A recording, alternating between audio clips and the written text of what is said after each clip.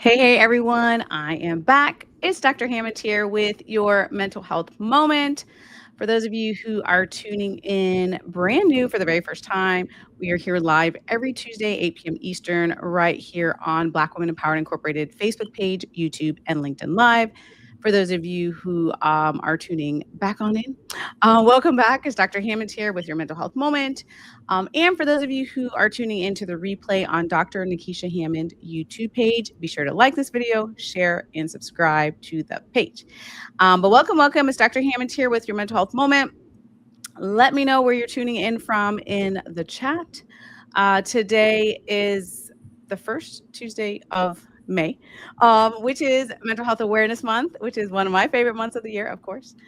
So, as promised you all, which I have been telling you all for weeks now, we're going to be having some guests this month. So, today we have the amazing BJ Daniels. I'm going to introduce him to you all, and then we're going to dive right in. And welcome, first of all, BJ. Welcome so much to Hey, the. thank you so Yeah. much for having me. I appreciate it. Yeah, for sure. Thank you for being here. All right, so let me introduce. And again, for those of you just tuning in, just let me know where you're tuning in from in the chat. Hopefully, I'll be able to see my comments and they will not be delayed by technology. But nonetheless, BJ Daniels, he is the manager of partnership and strategic growth for Avara Health. He's a former professional athlete and a Super Bowl champion, which is amazing, with the Seattle Seahawks and a proud alumnus of the University of South Florida, hailing from Tallahassee, Florida. Since retiring from the NFL, he has transitioned into coaching the NFL's Carolina Panthers and USF, public speaking, and very important also, he is a mental health champion. He authored a book titled Beyond the Red Zone. So be sure, hey, from Virginia, welcome. He authored a book titled Beyond the Red Zone. So be sure to check the book out, where he shares the mental health challenges he and many of his teammates faced, often in silence, through lived experiences.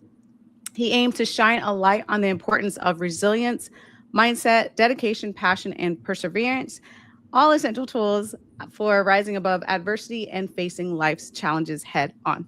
So, thanks again, BJ. Thanks so much for joining us today. Welcome. Well, thanks for having me. You got to tell me how much I owe you because that was a long bio. Well, listen, this is your bio. All the amazing things that you're doing. I So, appreciate it. thank you for being a mental health champion. Thank you. Um, All right, so we got some people joining here. Thanks again for joining. Let me know if you're just tuning in. Let me know where you're tuning in from in the chat. And if you're just now getting here again, where I will be having the honor of interviewing BJ Daniels today. If you're just tuning in, also you can always catch the replay of this on Dr. Nikisha Hammond YouTube page. Hi from Maryland. Thanks so much for joining here. And again, let me know where you're tuning in from in the chat. All right, so BJ, first question for you. Inquiring minds want to know, of course. So, and actually, it's so funny because we just had a Super Bowl not too long ago. Yep. But you've obviously experienced that moment, which many of us have not. Watching this, we've tuned in to Super Bowls, of course, on TV and watched from afar. But can you really take us into that moment, like when you did have that experience of being a Super Bowl champion? What did it feel like to win the Super Bowl? Yeah, it was amazing. It was like a dream come true. I Oh, didn't fully have the opportunity to like really process that moment while it was yeah, happening. It was kind of like drinking out of a fire hose. yeah, What happens is once you win, the confetti comes down and you get a chance to enjoy your family, embrace that. But then you have this like surreal moment of what you see on TV, and now you're actually in it. So now you're on the field, confetti's down, the Lombardi NFL Super Bowl trophies walking right by you. You get to hold it and put your greasy fingers all over this shiny trophy, and yeah. you go in the locker room, and there's 100 media people, Wow. to interview you from all over the world. It's not just the Yeah, United States, because this is a world event, and yeah. that night, what I remember from it, because it was long and hazy. I enjoyed myself with my teammates. We had spent a long 17 NFL football week season with each other, Wow. summer and training camp, and now I'm walking in the club and in the middle of New York City. The Super Bowl that we had was against the Denver Broncos and at MetLife Wow. Stadium in New York. And I always dreamed as a kid to go to New York City, That's but to so have that cool. opportunity to go there and They're stopping the line so Meek Mill and other rappers and can't get in, but Yeah. they're treating us like we're the celebrities. And we go in, and I just remember, one of my favorite rappers at the time, what still is today, is Drake. So I had the Yeah. opportunity to kind of stand shoulder to shoulder with him in celebration of this long accomplishment that I never thought I would ever be a part of. So it was an amazing experience. That is so cool. Thank you for sharing that. That's Yeah, amazing. And I love that you share, like, you had that dream because I think many of us, well, many people watching, of course, may not be elite athletes, but we all have different dreams, right? Like we have big right. dreams, and for you to just be there and experience that moment and have that dream come true is so beautiful. So congrats Thank again. you. That's such a great moment. Oh, hi, for those of you who are so starting to join here. Dr. Hammond here with your mental health moment. We are here today with BJ Daniels. Thanks for tuning in from Boston. Orwell, Jersey's in the house. Welcome, welcome. Again, if you're just tuning in, let me know where you're tuning in from here in the chat. Um, so, one of the things, so I know, like, of course, like you said, like you have this glorious moment. It's amazing. It looks amazing on TV. So to be there live is like, to me, I'm like, that's so cool. Yeah. But also that's sometimes that's a highlight reel, right? Mhm. Because you have this big moment, like you said, you're around the rappers, celebrities, everyone's like, oh my goodness, Super Bowl champions. But take us to maybe some of the behind the scenes. Sometimes that journey, like you said, well, like we kind of discussed Yeah. beforehand, can be tough, right? And I've heard you speak at other events of just the tough times sometimes that people don't see. So what do you feel like a part of your journey is something maybe people don't see? Yeah, my book, that I wrote, Beyond the Yeah, Red Zone. I share a lot of different stories. It's on Amazon, Target, and Walmart today. But when people look at me and they label me as an NFL player or a Super Bowl winner, I'm thankful for those accolades. But for me, it's a reminder of all the things that I've went through to get to that point. So when I was a kid, I always wanted to make it to the NFL. I want to go to the NFL, yeah, and that was my dream, and I actually accomplished that. So it was really cool to say, hey, you know what? I played for the Seattle Seahawks. Russell Wilson is a friend of mine. I was there with Marshawn Lynch. I know Russell's wife, Sierra. I was in the Super Bowl. I met President Obama. I went to the White House, like all those things. But people don't know yeah. what it cost me to get to that Ooh, point. yeah. So Speak on that. Yeah. what I brag about is not those moments. What I brag about is the things that I overcame through faith, family, therapy, people that have supported me, along the way. Because I can tell you, my freshman year of college, I broke my ankle, and excuse me, our freshman year of college, I got held down at gunpoint. So I never thought I Oh, would even be here today. Having wow. this conversation with you. Yeah. My senior year of college, I broke my ankle, so I never thought I would even make it to the NFL. Wow. Then we talk about stereotypes, types, and stigmas. I'm a 5'11" black quarterback, so I don't fit the height standard as the average NFL quarterback. It's times have changed now, Yeah. uh, but also just that whole, can he read coverages? Can he understand coverages? Can he be a leader of the team, the face of the program, because of what I look like? So Yeah. those are things that are real for me. And then when I get to the NFL, I'm using some of my financials to bury my grandmother who died of cancer. I'm Wow. using those same Wow. financials to take care of my little sister who was in college but had to take a year's break because she was diagnosed with Hodgkin's lymphoma cancer. Wow. So now, not Jeez. only am I taking care of her schooling, as she needs to take a break, but also the treatment so she can become healthy and I could save her life. So That's a lot. she's and I brag about the fact that because of that, because of God allowed me to have those opportunities, I was able to bless others. So Wow. unfortunately, my grandmother didn't make it, but my little sister is 100% cured. She's been a third grade teacher now for the last 6 years. Oh, Um, that's so so beautiful. when I look back on those experiences, I know that my purpose was not to make it to the NFL. My purpose was to go there and gather tools to be able to help and bless other people, not just in the financial aspect, but also when I talk about my experiences in mental health as well. Wow. That's a lot.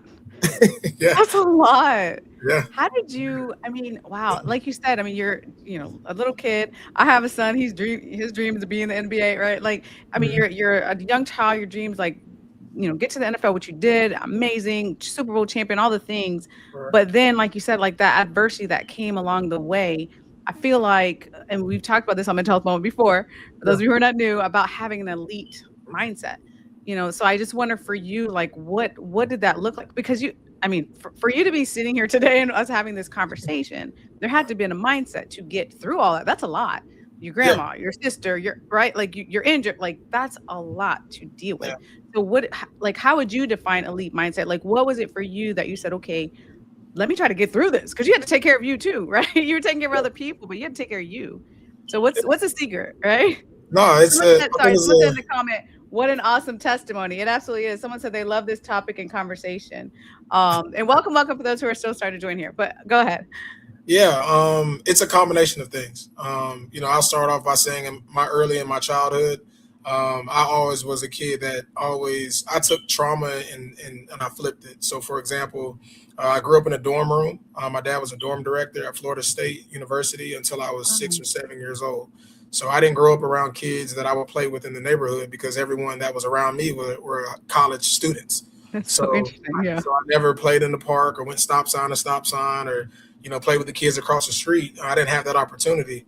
Yeah. When my mother and father eventually made enough money to move to the north side or the more influential up suburban side of Tallahassee, a lot of the kids in my neighborhood didn't look like me either. So I go from two instances to where I'm trying to, figure out who I am as a person in the community. So Yeah. I played sports on the south side of town with people that look like me. I went to church on the south side of town, but I went to school Monday through Friday with people that did not look like me. So I struggle Yeah. with you're not from my neighborhood and I'm trying to bond with you. And I struggle Yeah. with kids I went to school with and I don't look like you. So there Yeah. was an early thing in me that said I always have to go in environments and prove myself. So Wow.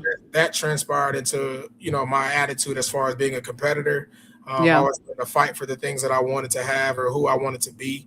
I will tell you that started me there, but my journey still has support. So I have a locker room, and I talk about my locker room all the time. Oh, that's I no nice. longer play in the NFL. I don't have that locker room per se, Yeah. but the locker room is the people that support me. The Oh, locker I room are the love people that. that travel with me. So my mom and dad are still married. I find myself to be lucky to be able to still say that. I have two little sisters. There's church members that I care about. I have fraternity brothers. Shout out to Kappa Alpha Psi who looked out for me as well. I Yeah. have had a teen chaplain in college who supported me as well. So Yeah. that locker room has been very consistent for me, and that's the thing that's helped me throughout my journey when things didn't go right. And the biggest message I have for everyone, especially parents, I'm not a father, right now, but what are we really truly teaching our kids? We say respect your elders, go to class, read right, do the right thing, stay out of trouble, respect police officers. But what happened when those things don't go that way? How do you Mm. handle adversity? And Yeah. those are the things that I think are extremely important. So we're not necessarily quote unquote lying to our children. We're letting them know, like, hey, look, yeah, you can do all those things, but it's still not work out in your favor. Yeah. Yeah. So Yeah. that's one of my biggest messages. But my support system has always been my locker room, and my locker room has been the people closest to me. Oh, I love that. I love that. That's such a great analogy because we have talked about that moment too. For those of Yeah, you just tuning in, we're here with BJ Daniels today. But we talk a lot about how important social support is to get through. Times are hard, things are hard, life's like right. We all have different levels of adversity, right. traumas, things happening, unexpected things, even the good things. Like sometimes it's just a lot sometimes to Yeah. manage. But I love what you said about the locker room. And I'm curious, like in the chat, let me know in the chat, like for you, again, you may not be an elite athlete here, but who's in your locker room, right? Like who, because everybody needs a locker room, right? We all need a group. Some of us have huge families or friends, coworkers, people at your place of worship, whomever. But we have to have that support system. You don't have to do this alone. So let me know in the chat who's in your locker room, right? And there's no right or wrong answer because for all of us, it's different. For some of you, you're like not my family, which is all good. For some of you, you're like absolutely my family, right? Like it's all good. It's who is it that supports you, right? So yeah, so let me know in the chat. So I would love to know too. So you have this book, like you mentioned, Beyond the Red Zone. Be sure to get a copy, you all. I'll put it in the chat again. I put it earlier, but I'll put it in the chat for you all just learning. But I would love to know, like, what was your inspiration behind writing that book? Yeah, so once I was done playing in the league in the Yeah, NFL, I had to figure out who I was outside of football. And I already had a foundation of certain things and principles that were in place, but I needed to figure out what's next. Yeah. And I wanted to figure out a way to put my world back together again. I'll share this quick story. One of the most interesting things that I experienced was I was in Atlanta, Georgia. This was right after my last season with the Atlanta Falcons. At the time I was cut by the Atlanta Falcons, so it was my last season there. I'm in Atlanta, Georgia, where I have no social equity whatsoever. And what that means is no one in that city knew who I was. No one in that city cared. I did not have people that I could go in support of me, so they were not a part of my locker room. You go to Atlanta, you got movie stars, TV stars, rappers. You got all these celebrities. So my social equity, was very low. On top of that, you get hurt. Social equity was at an all time zero. Your girlfriend breaks up with you. You're trying to figure out who you are outside of football, and you're just living. You're just there. The craziest thing I did was I walked to a job interview about 4 to 5 miles on the Atlanta highway on I-85, Wow. right to the edge of the perimeter. And if you know about Atlanta and their Oh traffic, yeah, I and do. I went to interview for a job on a Friday morning. I had my Wow. gray University of South Florida T-shirt on, some black shorts. My suit was in my backpack, and I walked to this job. And the reason I Wow. walked is because I wanted to see how serious I could test myself mentally to do life the same way I Wow. did sports. So I ran sprints, I lifted weights, I did all these things, but how serious was I about my life in the next chapter? Yeah. Um, I went to this job interview. I kind of rinsed off in the bathroom so they wouldn't think I was sweating. I Wow. put my suit on, got on the elevator, went to the top floor. It was a marketing job, and if you couldn't sell yourself, then you couldn't sell anything in the company. So I went up there, I sold myself, and they hired me on the spot. So I was intentional about saying thank you. I appreciate the opportunity and being respectful. But when they called me on Monday to report to work, I didn't show up. I did not show up. Wow. And it was a thing where I really just wanted to see what it was that I could do, um, Yeah. as a person. But I put this book together because there's so many different pieces of my life that are unimaginable sometimes. If I tell you I'm in a hanging out with Drake, or I'm with Russell Wilson, or Marshawn Lynch, or I'm in the Hmm. Super Bowl, or I've been to different cities. I had to bring all those experiences and people back together, and putting it in a book was the best way for me to do that.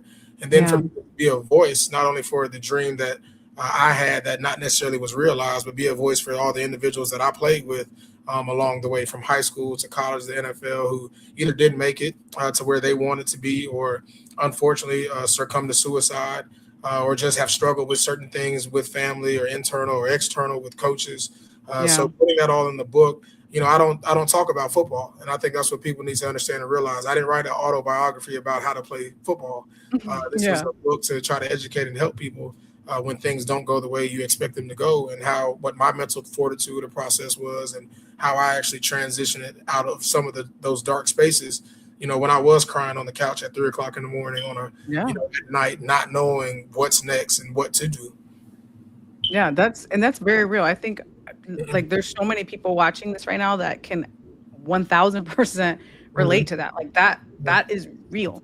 Like we just have times, I mean, all of us, right? Like where you just get to the point you're like, I'm breaking down, like you said, mentally, and maybe it's crying, or maybe it's doing something else, or you are reaching out to someone, or you need to reach out to someone, right? Someone was saying in the comments, my locker room network includes my immediate family members, a few close friends, like, right? Like maybe you are or you need to, but nonetheless, like we all have those points, right? Yeah, So I appreciate you, first of all, taking the time because it takes time to write books, right? But I appreciate you taking the time, energy, effort to like put out that book. And again, for those of you just tuning in, Dr. Hammond here with BJ Daniels here today. We're talking about mental resilience, right? What does it take to win mentally? And also, you can grab a copy of that book, Beyond the Red Zone. You said it yep. was on Amazon, and where else did you say? Amazon, Target, and Walmart. Yep. Amazon, Target, Walmart. So grab a copy. Um, but I also wanted to know, like, what do you feel like, again, like we were just talking about, like there's so many ways sometimes that we just get into like hard times, right? Struggled mentally. I mean, but what would you say is one mindset shift that someone can have if they're, maybe in that dark place right now, like, or struggling, or like how do you, sort of shift out of that? What's like a one tip you think you can share? Yeah, I'm actually in it right now, and it's really just reflection. To be honest with Hmm. you, when I look back on some of the things, and I believe in God, very spiritual. Like when I look back on some of the things that I experienced that overcame, or God allowed me to overcome. When I look back on those moments, it really encourages me. It really helps me. I was speaking with someone yesterday about the fact that to be honest with you, God has already done enough. So when I look back on some of Wow. the things that or moments where, man, I didn't think I was gonna get through this, and I did, or I Yeah. wasn't gonna get through that, and that happened. So Yeah. even today, when I'm faced with certain struggles or certain things, I try my hardest not to forget my foundation, and Yeah. that is my faith. But other than that, I do things for myself personally. I love playing basketball. I like reading. I like drawing. I like working out. I have a lot of different outlets, outside of my locker room that feeds me. Yeah. And at the end of the day, I think I've gotten a lot better about saying no. My peace, it matters Yes. extremely the most. So, Repeat I that don't again. my peace. Yeah. So if it doesn't bring me peace, if it overwhelms me, and even in just something as small as scheduling things, I Yeah. don't make sure that I have anything too close back to back on my Outlook or my calendar, because Yeah. those things and my emotions need to still, I need to decompress or even just deal with what I just dealt with. Yeah. I need to have that time and that space. So saying no has been a very valuable tool for me. Hmm. I love that. I love that because, oh, hey, y'all from California's in the house. Dallas is in the house. India's in the house. Hey, everybody. North Carolina. Thanks so much for continuing to join here. Dr. Hammond here with your mental health moment. We're here today. Greetings to you as well. We're here today with BJ Daniels. And again, thanks so much for joining us today. If you're just tuning in, by the way, because I know some of you come on the live a little late, which is fine, be sure to watch the replay of this. It'll be up soon on Dr. Nikisha Hammond YouTube page. You do not want to miss it. This is so powerful, and I really appreciate you sharing your journey um, because, like you said, it is tough, right? Like we do get into those times, but I love what you said about making sure to be intentional, right? Like you're intentional about your schedule. You have the outlets, right? You have the self-care. You have the times you just have to say no to certain people, right? We all have so many demands on our time. And if we just keep saying yes to everything, like we really will get burnt out. So, like I said, just being intentional about that. I appreciate you sharing that as well. Um, my other question I had for you is, obviously you're doing like such impactful work right now. I mean, you've written this amazing book, your role of our health. What are you most excited about right now? Like what's next for you? How do people stay connected with you? I know some people in the chat have been like really enjoying this and saying really positive things because this is really meaningful and it's I think important for you to be for all of us, right, to be sharing our journeys. But what's next for you? What's exciting? How can people stay connected with you? Yeah. Well, first and foremost, everyone that is on the chat, most of the cities you said, I had the opportunity to live or play for those teams. So I coach for the Carolina Panthers. I used to play for the Houston Texans. I got drafted by the San Francisco 49ers. So I've had a journey, and all those Yeah. things I've gathered different tools along the way. But for me, I work for a mental health company in St. Pete. It's called Ever Health, and October 9th, which is something I'm planning. We're going to have 500 high school student athletes from 6 different high schools all come to one auditorium. They're going to hear myself along with another speaker talk about mental health, resilience, and the tools that you need to kind of move forward. And the beautiful part about it is this is our second year doing this. And last year we recorded a video of about 3 students from each school, and they all shared some things that they struggle with in school, some things that they want to get better at, some peer pressures that they're facing. And the best part about it was we're bringing these schools together from all parts of the county, so north, south, and east of St. Pete or Pinellas County, which is not too far from Tampa. And Yeah. it's amazing to see these kids from the south side that go to Gibbs High School with some other kids that go to the north side, which is Clearwater High School, and they're sharing things that they're experiencing that are exactly almost identical and the same, but they Yeah. never would have met each other. They never would have had those interactions because they're so focused on football. They're so Yeah. focused on we're going to beat that school, we're going to play against that team. But we showed the video in front of everyone, so it was amazing to kind of just bond the community through Yeah. through mental health and resilience and not look at it as a weakness. And the event is called Mind Shift. So we're shifting our mind from mental health being a negative or a weakness to a strength and a positive. Yeah, and I know you talked about that before. And first of all, I mean, I think the event is going to be amazing, and extremely needed, especially for our youth. And I love that you're essentially working on the stigma of mental health because, like you said, like as soon as people hear mental health, we always think it's something negative. We all have mental health, but varying things going on with us. But I wonder, I mean, I know you've spoken before about this, but I wonder why do you feel, especially for high performers, elite athletes, high performers, whether it's in a job or, whatever it is that we're doing, why do you think we sort of suffer in silence when it comes to mental health? I mean, to be honest with you, and I'll speak on my own behalf. Yeah. I was meant to be made a superhero. I was groomed to be that. Yeah. To wear this outer shell, to protect myself in society, in our community, whether that's an athlete, whether that's a man, whether that's a black man. Those are all things that I share, and I have to continue to wear this armor and this shield to protect myself from everything, from the community that I'm in, the community that I'm not in, the school that I go to, the teachers that I'm around, the coaches that I've experienced, to just wear this armor, put dirt on it, keep it moving, and in the same fashion, I'm not allowed to complain. I'm not allowed to tell you that Mm, I'm not okay. I'm not allowed to tell you that I'm hurting or I'm bothered or I didn't like the way you said that. That's not who we're supposed to be. yeah. At the same time, when we define a man, we don't never say any of the things that are cute and cuddly. And one thing I love to say is, "No, my feelings are hurt," and I think that's okay to say. Yeah. Yeah. Yeah. I like to draw. That's okay to say. Yeah. Yeah. But yeah, so those things are part of that stigma. It's unfortunate. I'll even take you from my childhood to the NFL. If I were to say that I was struggling with something mentally in the National Football League, I would be blacklisted.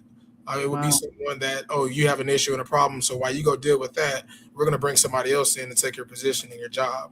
Yeah. There's not a lot of space and room for that, and unfortunately, even our society and community today, I go to work every day, and I'm around people who are also dealing with things, but Yeah. because of their title or their position or how long they've been with the company, they're not supposed to or allowed to, nor will they divulge, the things that they're struggling with. And unfortunately, we're a lot closer in community than we think.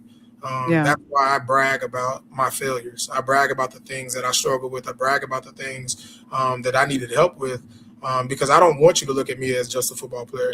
And that's a stigma that I'm fighting. I'm not just Yeah. that, as Yeah. well. So Yeah. it's society.